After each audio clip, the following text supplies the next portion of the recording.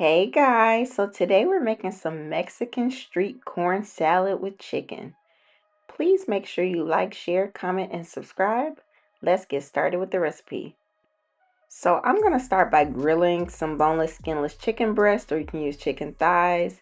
And so I just greased my grill pan with some grapeseed oil, and I seasoned my chicken with the nature seasoning, all-purpose seasoning, but you can put whatever seasonings you want.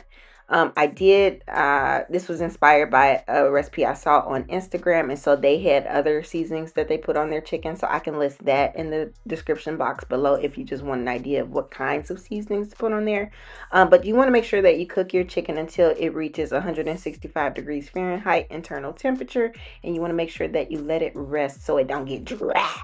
And so next, I have 8 ears of corn here that I am just, I put some grapeseed oil on it, and then I am just seasoning it with some nature seasoning and some smoked paprika. And then I'm going to toss all of this together so that it can get nice and coated with the seasonings and the oil, because I am going to put this on my grill pan as well, just to get a little bit of char on it.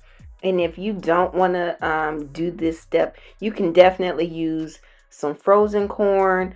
They even have like the fire roasted frozen corn as well, so you can always use that and just thaw it out. And so I'm just brushing the little leftover oil from the bowl on my corn, and then I am just going to continue to cook this until it reaches until it gets a nice little char on it, and then I'm going to let it cool down before I cut it off the cob. I'm not going to show you guys that part, but if you are using fresh corn, be careful cutting your corn, okay?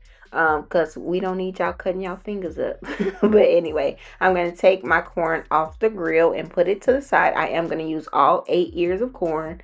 And so now that my chicken has rested, and I cooked my chicken in batches, so I didn't even show you guys all of the chicken, but I cooked a family pack of chicken breast, but I didn't use all of it for this recipe. I'm just using, I want to say I used about 2 pounds of chicken, but don't quote me on that. You can use however much chicken you want. I wanted to make this a high protein recipe, so adding chicken seemed like a really great addition, or you could probably even add shrimp because that has a nice amount of protein in it. And so for my chipotle dressing that I'm going to make, I'm using some non-fat Greek yogurt, which is high in protein. I'm looking out for all the high protein people, okay? So I'm using about 3/4 cup of non-fat Greek yogurt, and then I'm adding in about 2 to 3 tablespoons of light Miracle Whip. You can use mayo if you want. I already know somebody is going to give me a hard time about that Miracle Whip, but grow up. Y'all can use mayonnaise if you want to. Anyway, I'm going to add in about 2 to 3 cloves of fresh garlic, and then I'm going to add in about 2 chipotle peppers in adobo sauce. I did end up adding in an extra one because I wanted it to have a more smoky flavor and to add a little bit more spice. Next, I'm going to add in the juice of 1 whole lemon, but you will see me add another lemon later down the road, and this is me adding in some of the sauce from the adobo peppers. And you just want to mix all of this until it is nice and combined. You can totally just use all mayonnaise, or you can use a combination of mayonnaise and sour cream. It's totally up to you, but the Greek yogurt adds the extra protein, so I do suggest that if you are looking for a high protein option.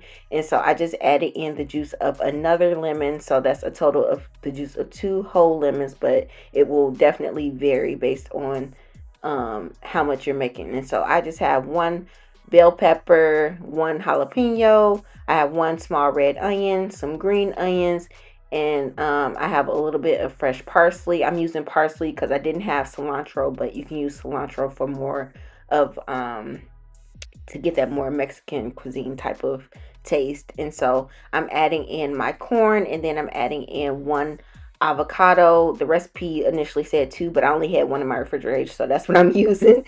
And so next I'm going to add in some fat-free Feta cheese, and I added about 4 ounces, but I really could have added the whole thing because the whole container was about 6 ounces.